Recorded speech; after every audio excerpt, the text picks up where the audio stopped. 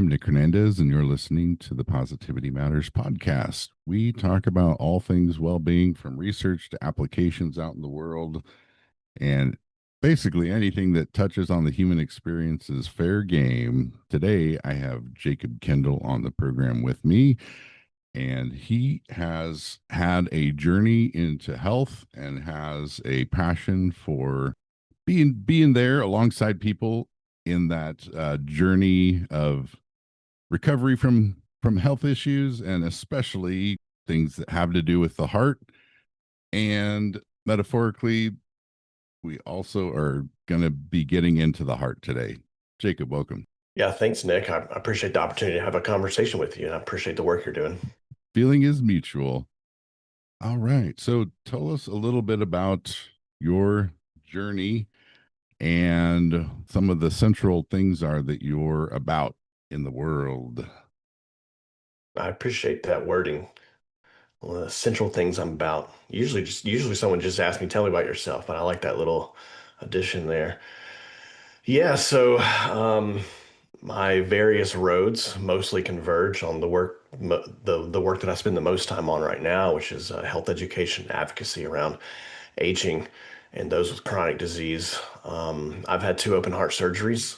I had my second one by the age of 34. I'm now 39, and that's hard. I can only have so many of these things, and so having to face my own mortality there for a couple of minutes was something I still carry with me. I can't stand it when medical providers, which they do all the time, they say, "Wow, you're really young to have had two surgeries," and I'm like, "Yeah, uh, that's obviously true. Thanks for reminding me." Having to deal with a ridiculous, absurd, far too complex and inefficient American healthcare system. I've had hundreds of encounters with providers because of my own complex medical needs and as a caregiver, and this, pushes come to shove, so I'm shoving back. And I've also been a caregiver for my parents, and so any responsible gerontologist has to include caregiving among their knowledge base in the very least, and so that's becoming increasingly common. Family caregiving and whatnot. Now, on the professional side, I have broadly interdisciplinary training, um, most of which is related to aging and public health. My background, I have way too much schooling, and my background covers biology, social work, global health. I recently completed a degree in theology, and then my PhD is in gerontology, the study of aging. And I really, one of my favorite things is to connect the dots across seemingly insurmountable, that's not the right word, seemingly unrelated gaps in knowledge or whatever. Academia is so siloed, medicine is so siloed. I think that there should be better connections between them. So rather than being an expert of one, I am very proudly and passionately a jack of all trades. And so that's all those roads converge into what I'm doing right now, both my professional training and experience and my personal experiences as well. Nice. That's on the Gallup side of strengths finders, one of them is connectedness, and everything's connected. That I'm guessing, if I don't know if you've ever tried that one, but I'm guessing that it sounds like that might be towards the top. I'm intrigued uh, now. I don't think I have. Send me the link later. I'll let you know what the yeah, results are. yeah. Thank you for playing along with the strengths game with the VIA strengths. Listeners, if you want to see your strengths, you can go to VIA, that stands for Values in Action, viacharacter.org, and it is a assessment that looks at 24 psychological strengths that we all have. You go through their survey, and it's you're ranking your own psychological strengths by the degree to which exercising them brings you joy and meaning. And then the suggestion overall, and I believe this came originally from Peter Drucker, a management researcher, theorist. One of his overarching themes is focus on your strengths and deal with your weaknesses as necessary. Jacob's top Thea's strengths came out as creativity, fairness, curiosity, humor. That one had used to have like parentheses playfulness and forgiveness as top five strengths. What do you think of those? Do some of those kind of jump out? I know they give their ranking. Do those? How do you see those playing out through your work, or ones that also might strike you as, oh yeah, that's also a core value? I liked this test. I like these kinds of things anyway, personality test and skills test and whatnot. So I appreciate that you kind of use this to frame the podcast and the work that you do. I'm not surprised to see these. I thought the order might be a little bit differently. I would not have been surprised if curiosity were at the top.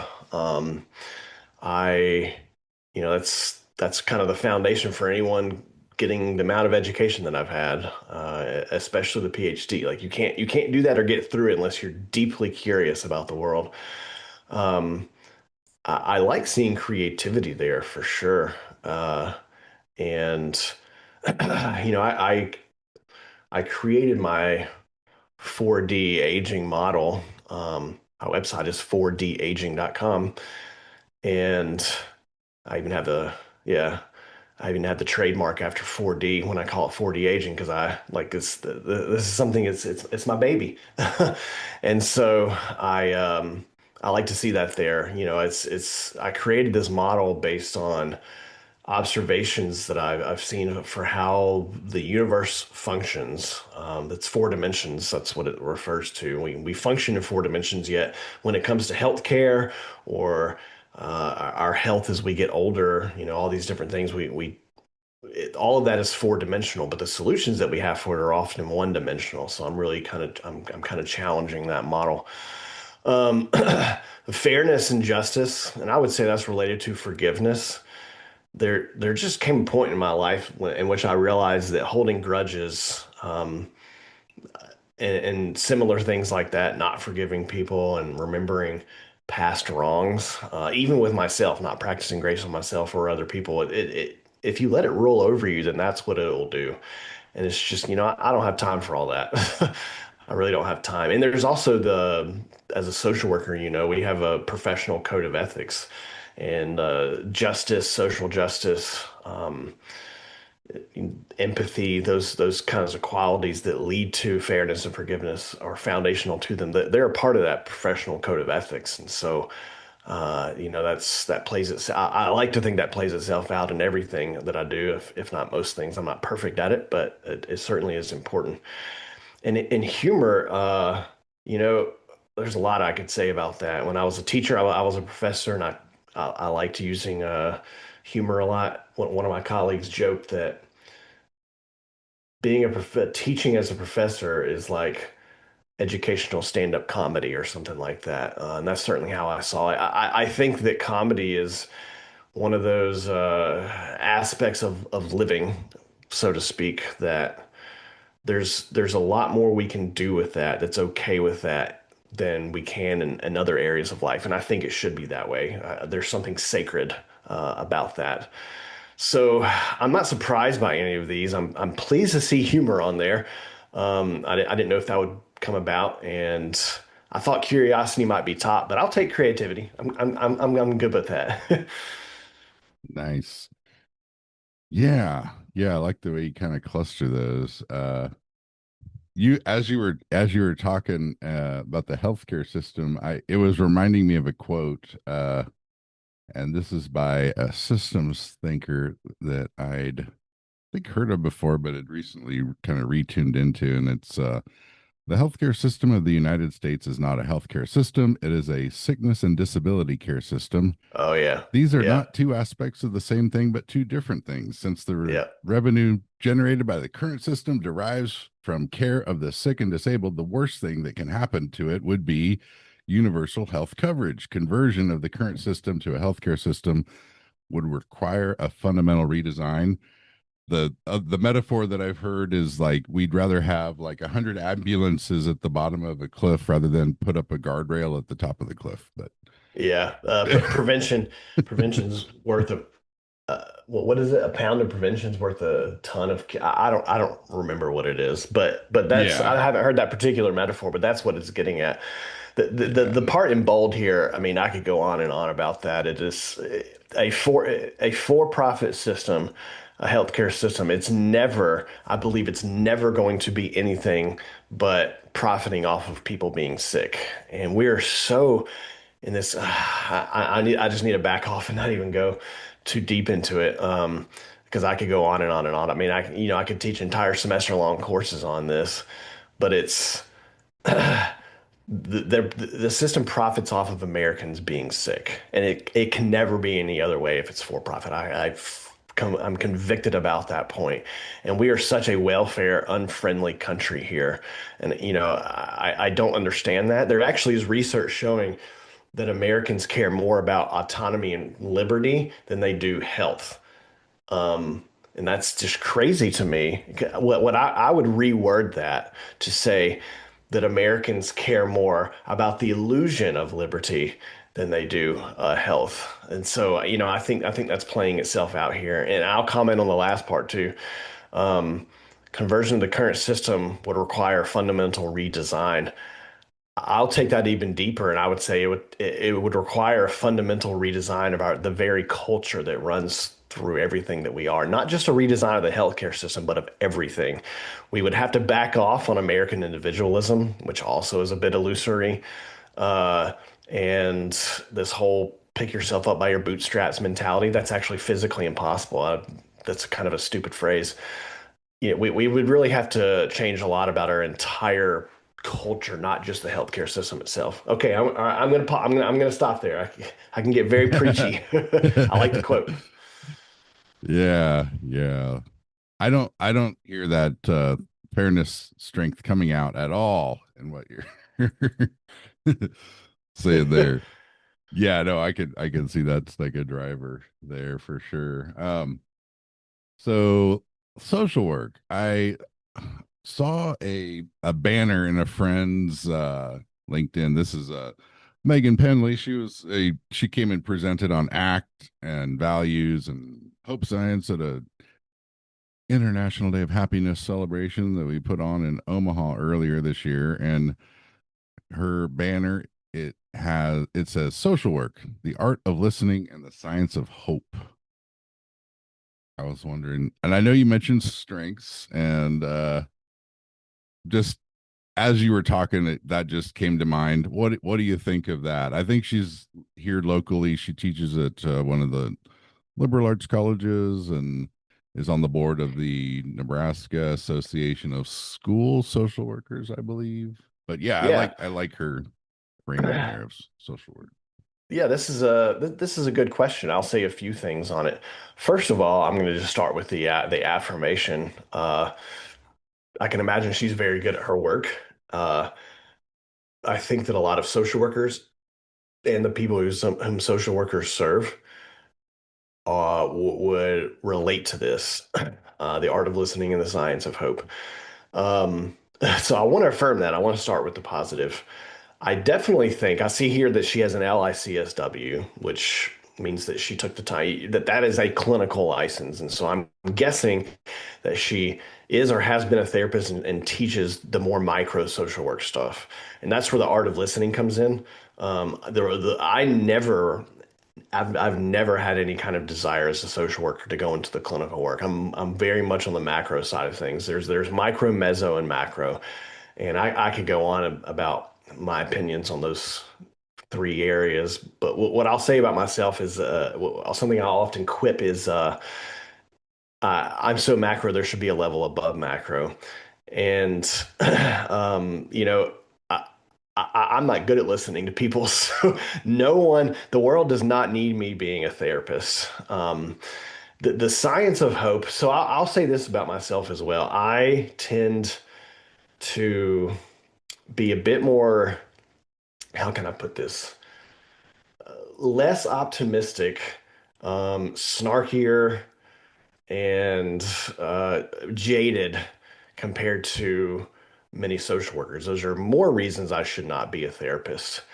I definitely think that the science of hope, what I imagine, what I assume that concept means, and what she means by it here, uh, that is a great concept and mindset to have, but it should not be the end all be all. It should not, it's not the only um, framework that we should have, even in social work. And so I kind of pride myself on being a social worker that tries to present these alternative views to what we typically learn in social work and what the typical, views, perception someone may have of a social worker. It tends to be a very warm, empathy-driven, strengths perspective based profession. And again, all of that's good, but I think that social work could be better if we brought in some other concepts from other places. So that's what I'll say is I want to affirm the work that she's doing. I like what that banner says. Um, it probably relates to many social workers. It doesn't resonate with me as much. But again, we got to have the multiple perspectives. Yeah, yeah. There's I think maybe the Hope Science researchers probably could have named it something else. I think when people hear the word hope, something comes to mind like a global belief the future can be better. Something along those lines. A little bit of hair splitting optimism would be more the future will be better. So I'm definitely not an optimist in that sense. Uh, I do have hope, and I believe the future can be better. And then the sciencey version is I like the word I've been using instead of saying hope science is practical hope, just to give it a little bit of distinction. And I've heard it described as like the ability to envision meaningful goals, pathways to those goals as after actions taken and the obstacles arise, to be able to recreate pathways. Accomplishment fills our bucket a little bit. I think, positive relationships are the real big driver of emotional well-being, but goal accomplishment, I think, fills it some. And over time, with continuous iteration, the like willpower rises because we've got that history of past success, and like we've got some clarity on our values, so we've got this well of meaning from which we continue to develop meaningful goals. And in my opinion, I think kind of the essence of what's in a positive mental well-being, what is it?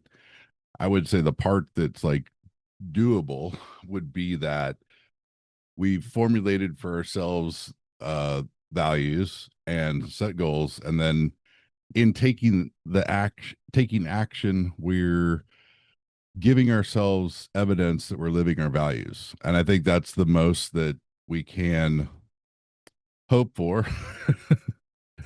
Because success is never guaranteed, like and so just, yeah, giving ourselves evidence that we're living our values, I think that's the essence of mental well-being itself. Yeah, That's if I can kind of piggyback with a couple points off what you just said. First of all, I think you kind of were talking about two different definitions yes, of hope. One yeah, is the practical side of it, yep, which that's I the hope science, yeah. like. What is a checklist that I can check off and it has positive, tangible outcomes? And then you have the more, I probably should use a different term than woo woo because that makes it sound like it's derogatory. And sometimes that's how I feel about it. That's where you have quotes like by Gerhard Richter, art is the highest form of hope. That's not a bad form to have, but if that were the only definition of hope, that would be problematic. That would be insufficient. This less tangible kind of thing. And so I just want to point that out that there's not just one universal definition of hope, and I think we should recognize that. The other thing I'll say is, and you just kind of touched on it when I don't remember exactly what you said, something like things do not always turn out well. Yeah, My dissertation, my original focus in my work was on sub-Saharan Africa, and so I I published on aging in Malawi, specifically, a Southern African country. It's one of the poorest places in the world. And I think about many people who are in those kinds of situations. And on the one hand, happiness is really, really high in a lot of those places. But like at the end of the day, life just really sucks for some people. It really sucks. And hope science probably is not the solution for them. And we need to recognize that. And I'll talk about myself, use myself as an example.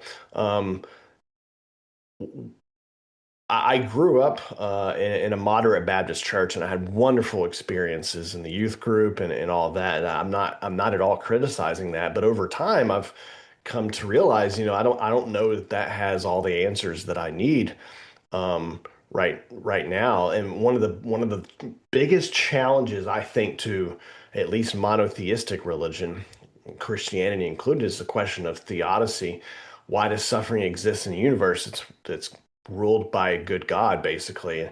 I have never been satisfied by any of the religious answers to that question. To me, the kind of framework or set of scientific theory or whatever that answers that the best is evolution and also cosmology. And especially when I, from a scientific perspective, it just makes sense. It's the best theory of the origin and evolution of life that we have. But also from a personal side, I really experienced this, especially after my second surgery, which hit me really hard. I'm like, dang, I'm already having this by 34. If something goes wrong with this, that's going to really shorten my lifespan, most likely. And I got a lot of comfort out of the idea that we are the smallest of specks in a massive, massive universe. At the end of the day, my life, anyone's life here it seems so meaningless within that picture. And evolution doesn't care about it has no purpose or whatever. It's just naturally happening. And that mindset brings a lot of comfort to me. And I would say that is not based on hope. There's not hope there. Um, but the randomness and insignificance of who I am in the grand scheme of the universe brings a lot of comfort to me. And I think that we need again, we need the hope, we need those mindsets, but we also need to capture other ways of getting on in life. And I'm just giving you one example for me. I get a lot of comfort from the cosmological and evolutionary implications of life. It brings me a lot of comfort. And so I just want to make room for those. I want to recognize and acknowledge people who have other mindsets that are not hope based, but still like that's their happy place. Does that make sense? Yeah, yeah. And I think that like this with the practical hope model, that it's helped me to rethink my own like what I've been doing, and it's basically made me want to rename what I'm doing, but I'd already called it Positivity Matters, so I think I'll just stick with it for now. But yeah, definitely this practical hope where it's like the things that one might find, your values might have you pointed into like justice work and advocacy, where there's very much not much positive emotion at all. Yet the practical hope and like believing in the potential for change, the uncertainty is a necessary feature of practical hope, I would say. And yeah, so I've really rethought positivity, and I think it's, that this practical hope matters much more than positivity or anything. And I would say, like, really the positivity is beneficial, like in context of abundance. Like it can help power the journey when all cylinders are firing. But yeah, it's definitely not gonna be appropriate in many contexts. around the world. And yeah, I think Yeah, and I want to clarify what I said. It's not that it's an incorrect perspective or not appropriate in all contexts. It's just standing alone.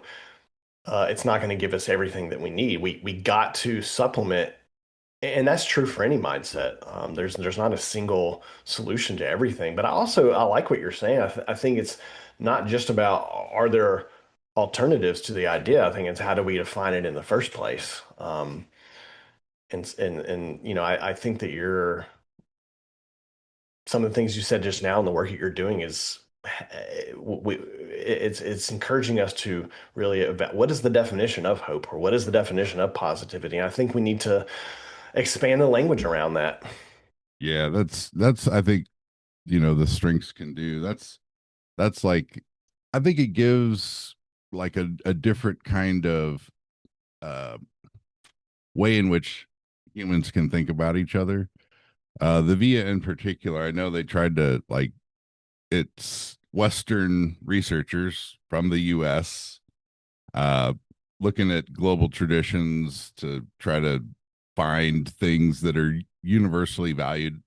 Well, I think one of the criteria that they used is do parents in around the world do they want these things for their children? So it's like the way in which each strength is going to be different in every culture, I'm sure, but it's like there's still yet like a family of conceptualizations around these 24 things, and there's probably many more. um it's like I'll dig on the via a little bit. One of they go with like the classic Athenian virtues of wisdom, justice, courage, temperance, and then they add humanity. I would say compassion, and I would actually collapse justice into compassion. I would say at the end, it's about the prevention and alleviation of suffering primarily. And then instead of transcendence that they use for the sixth category, I would rework it a little bit and call it play as the biggie. And inside of play, I would actually put three of your strengths: creativity, curiosity, humor. I would pull in appreciation of beauty and excellence. And I think there were some others. But I think that in particular, play is underappreciated. And I think one of the more, uh, what, uh, positive psychology has taken hits along the way, rightly so, I believe. I think originally there's like there was a talk of like a positive emotion ratio, like you're supposed to have like 3 point something positive emotions for every negative emotion in order to still thrive or something like that. And then it was like the mathematical modeling was just made up, and it took a couple years before that was uncovered. The researchers, I think, her the big theoretical explanation, or actually you mentioned evolution. So I think her starting question is this is Barb Fredrickson, is why positive emotion, like at all. And I think she calls it broaden and build. So I thought of that as like, broaden our awareness of resources and then build with what's found. um her I think she connects that with positive emotion as a reinforcement mechanism of adaptive behavior. I think, well, what initiated the behavior to begin with? It's like the positive emotion is the effect, but if we trace it back, I think we may have like a play drive. I think the way that I visualize it is we have a threat meter. It's always, that fight, flight, or freeze is always on the ready. And when it goes down sufficiently, it's probably a little bit different for everybody. Play drive fires up. I think curiosity is tracks with that idea of broadening. So if we have a disposition to explore our environments, we're going to broaden our awareness of resources. And then the creativity I think kind of comes like, oh, I wonder if we do this to that, and what if we combine this and that, like, and then we find like, oh, we can preserve our food longer. That's cool. Adaptive plus all these like, you know, side tangent applications of those same potentialities, and we get art and games and like all these other good things. So that's I've a I'm like, let's trace back this broaden and build idea and like hook it up earlier on the maybe like on the drive side of things. And so I think your strengths sort of correlate to the essence of what makes us most human. Because I Yeah, no, see, for sure. Did I interrupt you? I didn't mean to. yeah, no, please, please do. Like, so Yeah, I've, yeah, I think a related concept is imagination. Of course, we know the value of that for children, but it actually continues all the way until the end of life. And there's research that shows, um, having a lot of knowledge and continuously learning helps ward off cognitive decline, and it's good for our health.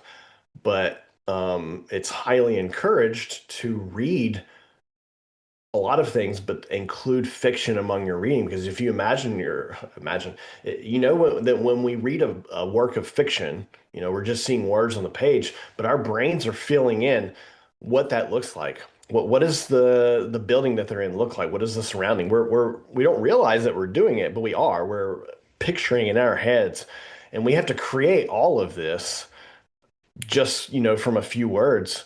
And that is a good thing because it activates other aspects, other parts of our cognitive activity, other parts of our brain that simply reading fiction does not.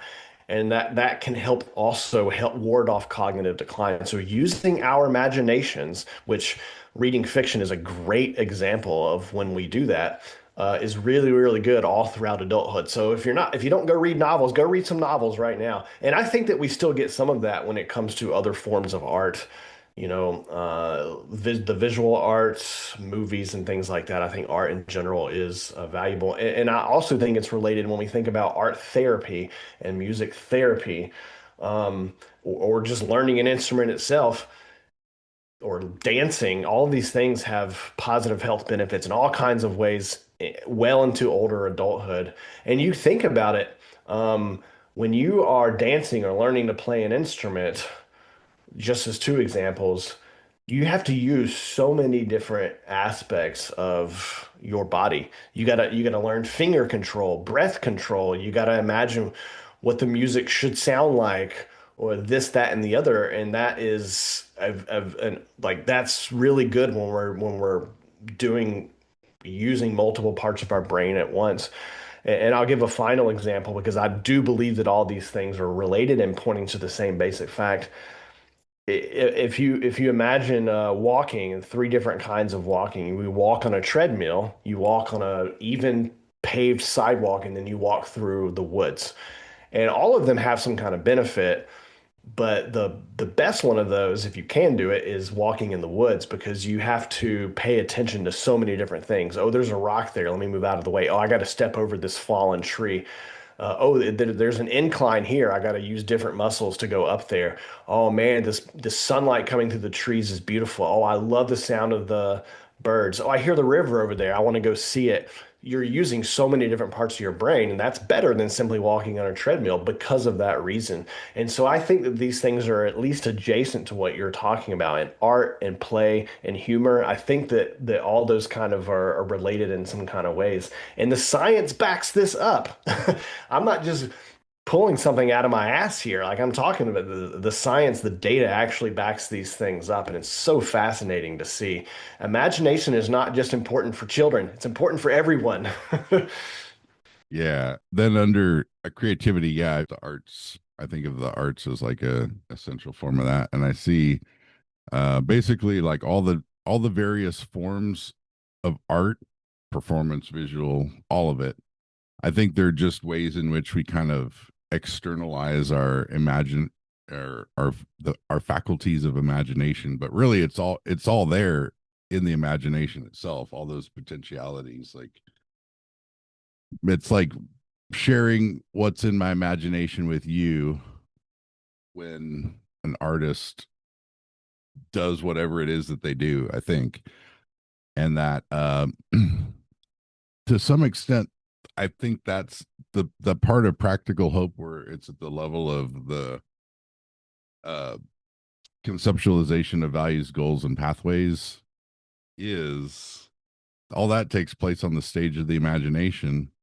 It's just mental play. It just happens to be a particular form of mental play that it has also the intention of me as a person enacting it. And it's, I think, the enactment that, well, actually, uh, this you made me. The philosopher in me likes to find examples for the extremes. So I think there was a prisoner of war in Vietnam that, tortured daily, and really all he had was his own imagination. Wasn't allowed contact with anybody else. Um, and what one of the things that he did, the one that I remember, is that he would use his imagination to build a house, like the house that he wanted to live in, and like down to the nail, like a series of exercises of the imagination. And he was released eventually, and like he built that house. But during that time, like I have to say that like he made the effort at least to do the mental play of imagining this thing that could then in turn be enacted. Like it's the script of a play, and then here's the staging of the play. I think that's kind of what he had going on. And sometimes those weird situations where it really would be possible that all you can do is envision the thing, and that may be all that may be the only source itself of practical hope. Yeah, it's highly internal. I'm a musician, and I had several years of classical training as a pianist. And I remember one of my teachers saying, if you take a sheet of music for one song and 1,000 different people sit at the piano and play that song, you're going to have 1,000 different versions of that song because everyone has an interpretation of how hard do you hit the key, how fast do you go. When it says to get quiet, how quiet do you get? And it's the same with acting, right? If you give someone a script and someone comes on and auditions for that role, it's going to be that many different types of interpretations of that. I mean, there's just so much. It's almost like a form of spirituality. We have an opportunity to learn about ourselves. I tend to say that the purpose of art is to disagree with one another. And I was just getting with that. You know, science tries to be objective, but we got to have that subjective experience, something that's supposed to be that. So anyway, we could go on and on and on about the beauty of and the purpose of art, the benefits of it. But yeah, I dig what you're saying. And there's one more thing that you just said that reminded me of something else. So with the example of the sheet of music played by 1,000 people, I think there's something similar when we like identify our core values. It's like how many ways can you enact a value? How many goals can you derive that are aligned with a value? My The answer that I want to say is infinity. So I believe you're potentially correct about that. I believe you're correct. any one value, if we have that, I take this from Nietzsche, yes saying, if we say yes to a value, that deep yes, maybe one that we've created ourselves, that then opens up the possibility of infinite practical hope Yep. in that sciencey way. And I think that's kind of like the trick of being human, is to create context of infinite possibility that are meaningful to us. Yep. Yep. Completely agree. I So if remember, I've, yes, go ahead. no, if you want to finish your thought. Oh, I was gonna say I have three core values, so I figure I have like in, infinity times infinity of possibilities for living a great life. Yeah, absolutely. Um, and one of my, I mentioned that I completed a theology degree recently. It was a seminary program, and one of my classes we talked about how do you approach a sacred text. And the professor, I agree with this point. The professor said it really annoys her when someone says, "Well, the Bible says." What's more accurate is no, your interpretation of the Bible says, and it's impossible. I think that the following point is more poignant when it comes to sacred text because of the word sacred, how much value we place on them. But it's true of anything at all, any kind of text or any form of art. I'll just focus on the text for literature for now. But when you approach that, and I think that what I'm about to say applies to values. This is where it comes, the idea of infinity comes in. When any one of us approaches a piece of literature, we carry with us the weight of every single one of our experiences. And of course, what comprises a single person is not the exact same as what comprises another. And I would say that it's impossible to be completely objective. Even if there is a so-called correct interpretation of a said text, we cannot possibly access it because we are coming at that and viewing it through our own lens. And I think the same is true of values. We can sit here and we can talk about justice and fairness, and we should. Those are really important concepts. And there are some instruments that we can use to measure those, and those are useful instruments, but they're just proxies. You and I cannot possibly have the exact same precise definition of justice and fairness. And that's where the idea of infinity comes in. If there are nearly 8 billion people on the planet, there are nearly 8 billion different interpretations of these concepts. And if anyone like me believes in multiple worlds hypothesis, that really expands the idea of infinity. So I completely agree with what you're saying. It's impossible, absolutely impossible for any one of us to approach one of these concepts and see it the exact same as someone else. Well said. Yeah, I've been. I know that my powers of reasoning are limited. I'm fascinated by the idea of there possibly being kind of some foundational goods. I think of it something like the table atomic table of elements. Like there might be some fundamental, there might be a foundation of sorts uh, with regard to the terrain of human flourishing. Like what's what is the scope of what possibly contributes to the life well lived in the simplest of terms, and then for any one of those things you have then the infinity of ways in which it's conceptualized and lived. uh, and I don't I you know I know that I'm just asserting when I say there may be a set of goods that somehow are transcendent in a way uh that can be, yeah, manifested in an infinite variety of ways. So what it allows for is to say philosophically there may be an objective foundation of the good, but it's going to have an infinite variety of ways in which subjectively they can be experienced. So it allows for complete subjectivity within the context of some kind of an objective foundation. Yeah. I can't argue the uh, the actual existence of some kind of set of transcendent goods, like this happy life acronym that I came up with. That would be the philosophical depths of it, but it's a hunch, I guess, is the best way that I can put it. Uh, Well, there's a that reason that, as far as I know, all the cultures, human cultures have ever existed, say that murder is wrong. You know, we have those things. There's a reason for that.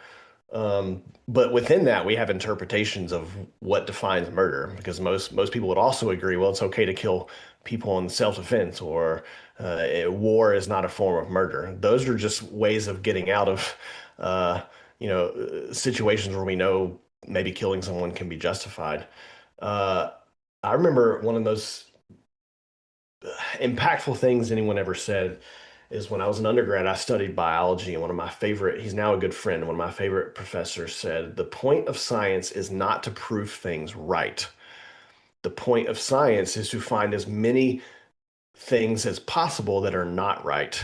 And science, any good scientist will acknowledge we cannot ever be 100% uh, we can never know 100% that something is true, but there are things that we can get really close on. And so, even though we can never fully know what objective truth is, if it exists, I think that there's definitely a lot of good in working as hard as we can to get as close as we can to understanding it. And I think there are some things where we've gotten really damn close, like gravity, things like that were made up of cells.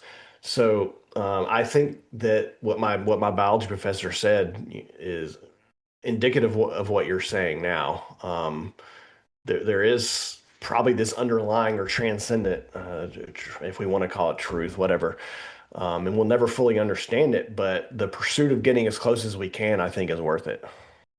recently I heard in a documentary where the filmmaker interviewed a filmmaker that had inspired him. The mentor filmmaker, basically his what he said is something along the lines of, by pursuing the truth we become better people. And I thought, that's the best way I've ever heard of getting to. Why should we care about truth? I mean, in a way, it's like, yeah, I haven't heard it phrased better. And then with the yeah, the like the what are the classic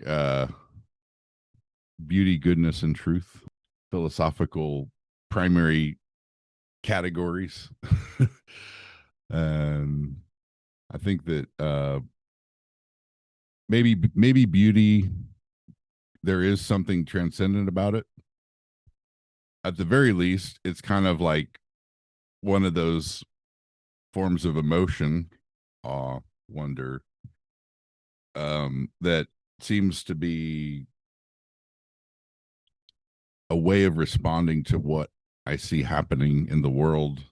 Or I think it's like the responsive, beautiful end of emotional response. And then, like, on the other, like the real, like, proactive engagement with the world side, I would say would be like the flow state, where it's like you're just one with the experience. I see those kind of as, so in my happy life framework, the E for engagement or flow and the A for aesthetic experience, part of me is like, okay, probably those are just ends of some kind of a continuum of pleasure that goes from the extremely proactive to the extremely responsive.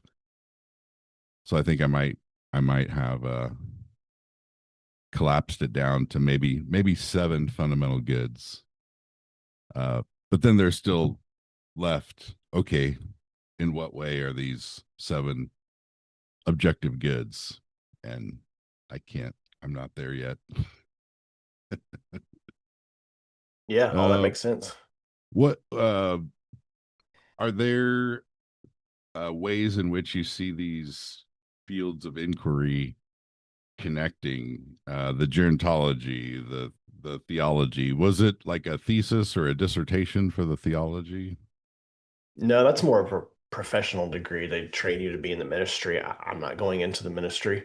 Gotcha. Um, Whereas, so the MSW, MPH, and MDiv that I have are all professional degrees. The PhD I have is a research degree. And so they're Mm, not exactly, The only one that was strict research based was the PhD. Does that answer your question? Yeah. Or you asked me how they all connect. Is that right? If yeah, like I don't know if you've ever heard of the game, The Six Degrees of Kevin Bacon. Um, I hmm think it's pretty self-explanatory. I like to play the Six Degrees of Aging, and you could say the Six Degrees of fill in the blank, but aging is my area of interest. So Okay. I do that. You can give me any topic, and I think it can be connected to aging within 6 degrees, if not sooner. So, I mean, I could go on and on and on about the connections here. I'll give one between aging and theology.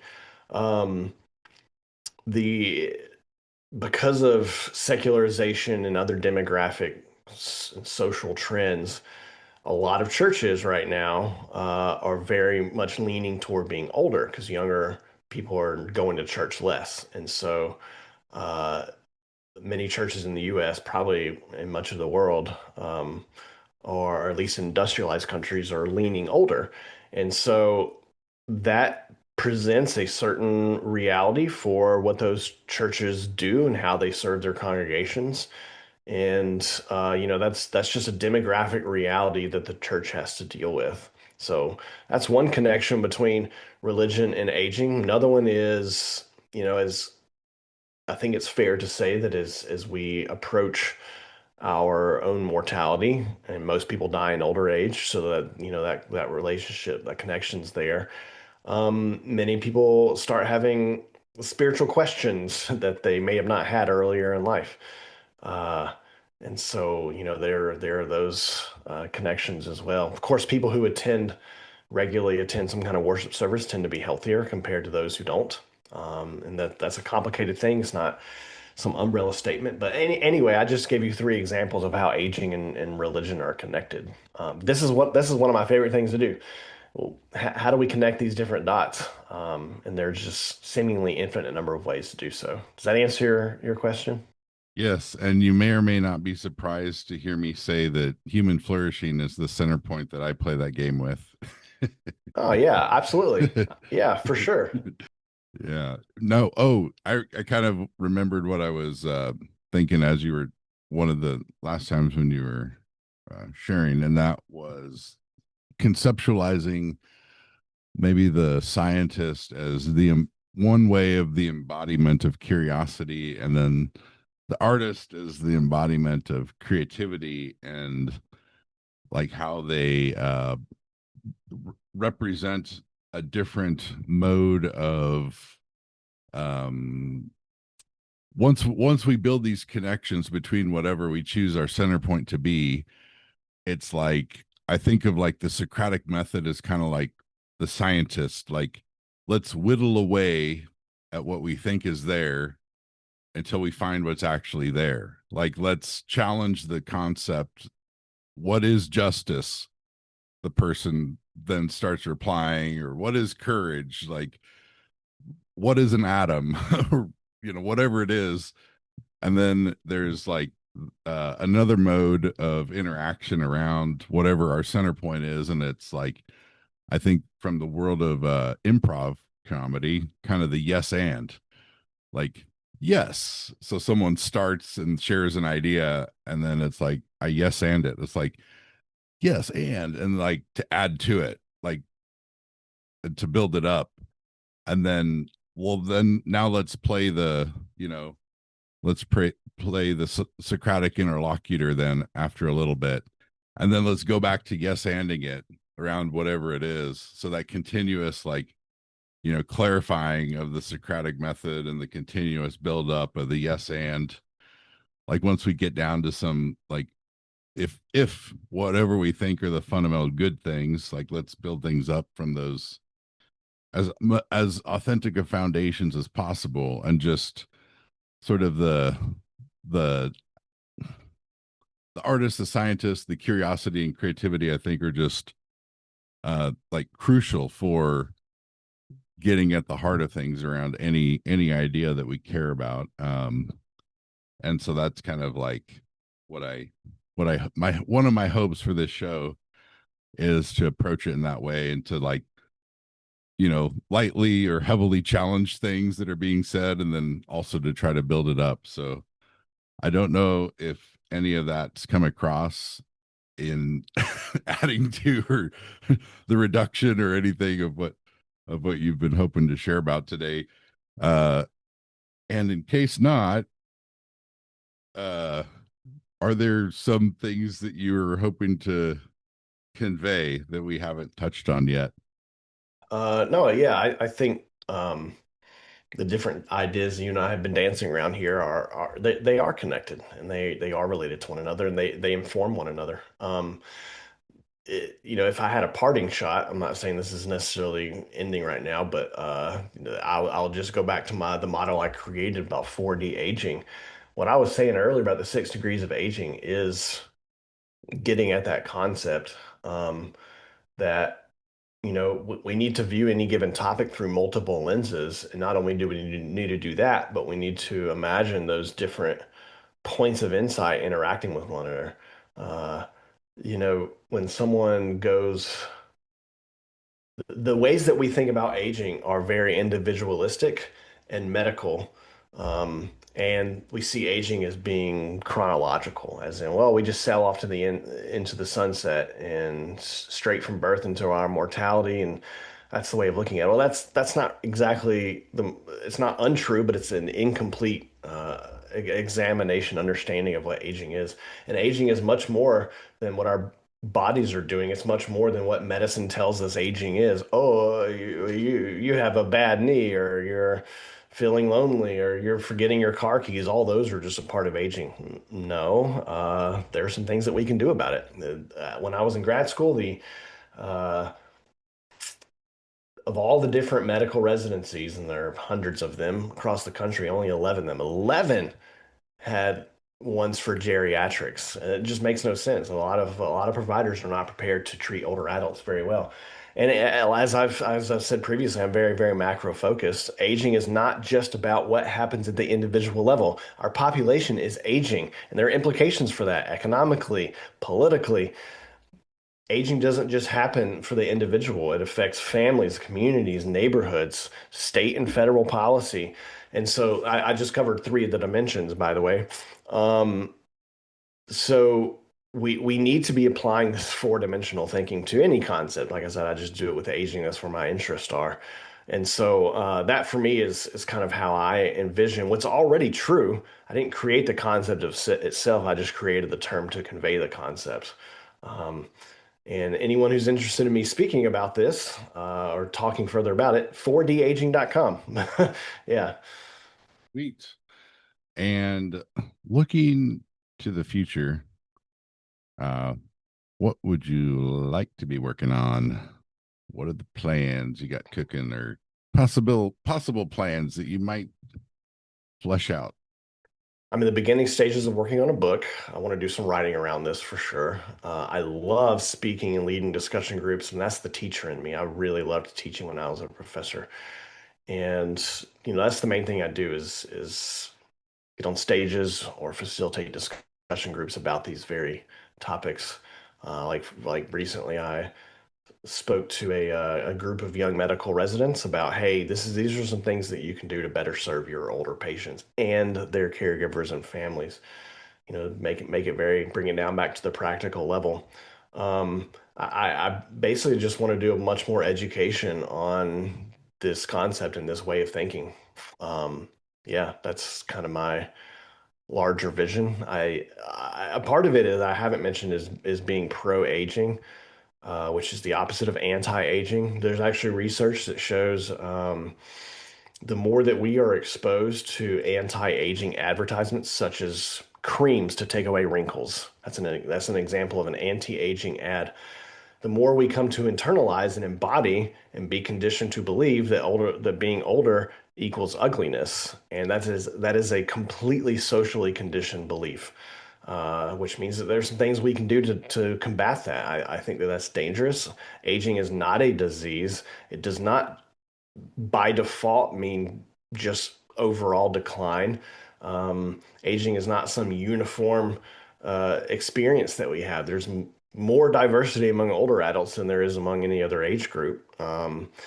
And the ways that we think about aging don't reflect that truth. And so as a part of my 4D aging concept, it's also pro-aging rather than anti-aging. We need to be thinking about aging much more positively than we do. And there's research that shows that people who live in societies that are more pro-aging are healthier and have longer health spans compared to those who live in anti-aging societies like the US. So these are the kinds of things that I want to educate people on. Yeah, the beliefs that we have an effect on outcomes. That's something that is um I was just hearing a talk yesterday about that, and the emphasis was more on the suggestion. Well, actually, it was the number one suggestion I would say was like become intellectually curious. And if you find it was part of the what was being shared was if you find yourself observing the world around you and feeling strong emotions about what you see happening, and it's like your own personal well-being is not on the line or whatever, like, do you understand why you're having those emotions, positive or negative or whatever? And if not, that's probably the cultural values at play. And then the suggestion, the more you understand the why, the fundamental beliefs and values that you hold that are a part of your culture, the more you'll be able to understand the culture of other people, to be able to become aware of that, to be able to become aware of your own. It puts us in a better place. And I would, um, I, I feel some need for prioritization.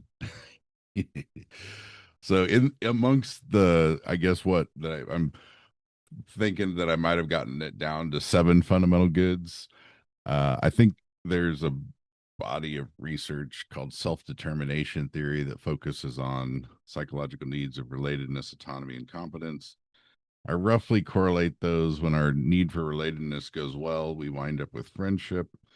Another way of saying we have a need for autonomy would be that we need to, like, the yes saying part, like what values do we say yes to, and being conscious of if we're imbibing values from external, to be conscious of that. And if we don't like the ones that are at play in the world around us, we can create our own. And then within information, the I like that for me is like a reference to knowledge and know-how. And in particular, as it relates to competence, like what types of know-how do we need in order to enact the values that we've said yes to?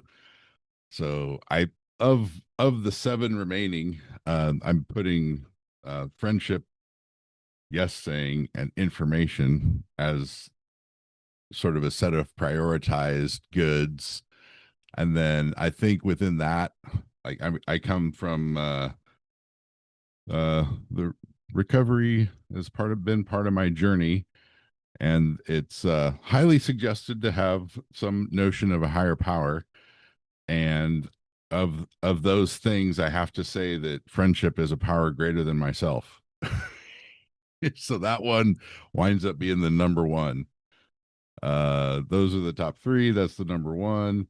And the way that I put that myself in terms of a core value, I've I've gone up to the top of the mountain, and I came down with a commandment for myself. Treat yourself and others like you would a good friend. That's I have yet to be able to figure out a way to put it in a better in a Yeah. better way to myself. I don't know. Would you? Are there any like self-constructed values that rattle around, Oh or yeah. are there any that you definitely like see in the world that's like, that for me, that's the one, or maybe a couple? Yeah, I'm looking it up there are several quotes that guide my life. There are two that come to mind that one are really, really important and also are, I think, adjacent to or related to some of the things that you were just going on. I was sitting here nodding the whole time you were talking. I'm like, I agree with all that. So one is a quote by Aristotle. It is the mark of an educated mind to be able to entertain a thought without accepting it. Now, I would replace educated with, I don't know, emotionally intelligent or wise. I don't think that education has to is the way I don't think education is a reason that people are like this, but I completely agree with the mindset here. We live in such a reactive society. I think a lot of what you're talking about, uh, you should go teach groups about how to survive in a politically polarizing and ideologically polarized society.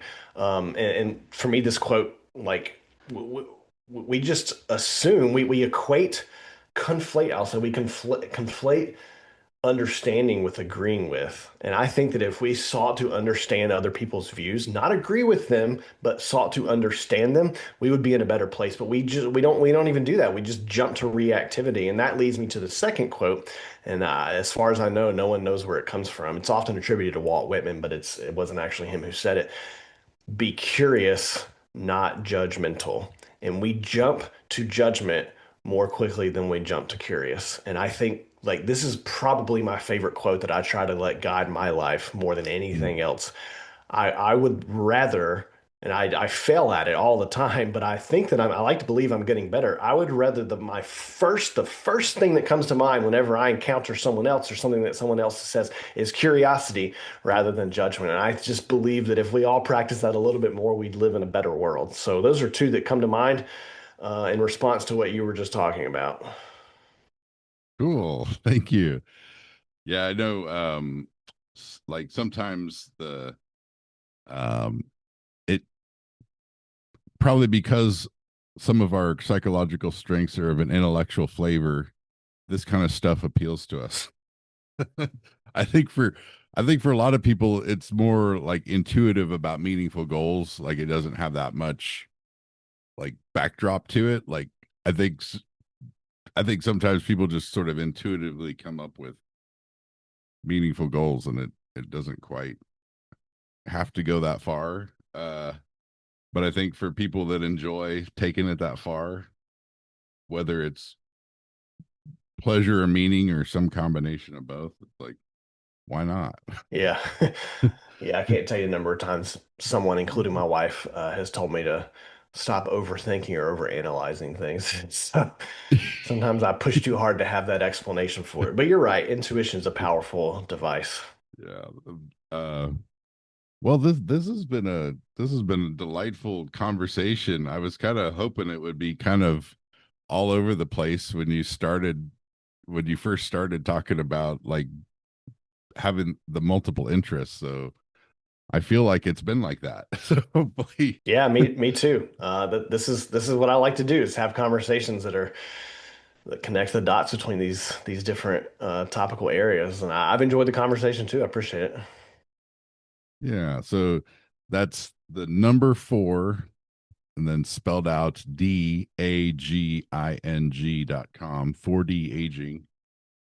And anything else you'd like to point to or point out, or any words you'd like to leave listeners with? No, uh, I'm sure I'll think of something in a little bit, but I think we covered a lot of ground here. I also do a lot on LinkedIn, posting stuff, and on Facebook, Jacob Evans Kendall. Find me one of those places. Yeah, be curious rather than judgmental. That's my parting shot. Love it. Thank you so much. Thank you. I would say we definitely have a podcast there. All right. Thank you so much. Thanks, Nick. Have a good one. You too.